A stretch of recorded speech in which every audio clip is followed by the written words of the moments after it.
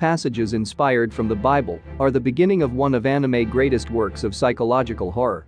Its dark and philosophical plot makes Monster a gripping story that mixes intrigue, drama and mystery, a psychological thriller that immerses us in a world where conspiracies, enigmas and suspense will be its main plot throughout its 74 episodes. Describing what Monster is for certain is as difficult as talking about the story behind it. A complicated plot and full of details make this masterpiece a true jewel of horror. Monster gives a lot to talk about because of the complexity and brilliance of its plot, and such an idea could not come from anyone else but the mind of the great Naoki Urasawa, a Japanese mangaka known for his dense plots, realistic characters and his incredible ways of interconnecting stories and characters, things that have earned him the title of Master of Suspense. Monster is born out of the following premise: the intriguing story of a pure and idealistic protagonist in his struggle against his moral degradation. The series introduces us to Kenzo Tenma, a kind and caring man considered one of the best neurosurgeons in Germany, who sees his career and brilliant future cut short because he has made the biggest mistake of his life, prioritizing the life of a citizen over that of an influential mayor. A story that from the very beginning is about the loss of self and the corrupt nature of humans. How a good person is punished for committing a good deed, and how the purest and fairest decision turns against you. In this case, finding out 9 years later that you saved a monster's life. Monster is an incredible work that raises complex and profound questions about good and evil, self-identity, and human nature. Throughout the series, we follow our troubled protagonist on his quest to destroy the monster he saved and thus achieve redemption. Very often the episodes are dedicated to scrutinizing the lives of the people he will meet along the way. The cast of characters is so vast and so diverse that themes of guilt, morality, hatred, and love arise very often within their stories, and how second chances and regret are embedded in an already deep narrative. It is worth mentioning that much of the plot is devoted to the characters rather than to the events within the series, and that their marked realism allows us to see their evolution and maturity through their decisions and moral dilemmas. The result is a faithful representation of the imperfect beauty of human nature, presenting us with characters who wish to bring our protagonist down as well as those who wish to save him from moral corruption.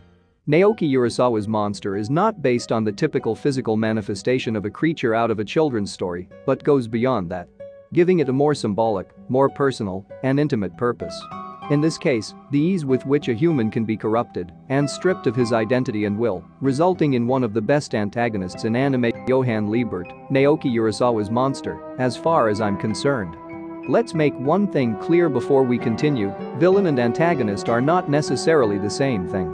The antagonist is the character who acts contrary to the main character, something like saying that he is the other side of the coin, the one who contradicts either in values or ideology to the main character, while the villain is the representation of deliberate evil, the one who only seeks to harm and do evil. And although in the story Johan can be described as a bloodthirsty and psychopathic villain, the truth is that his personality keeps a surprising complexity, which makes this, and in my opinion the most interesting and deep character of the whole series.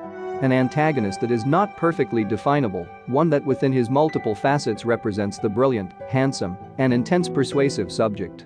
But at the same time one that reflects a tormented, tragic and dangerous character.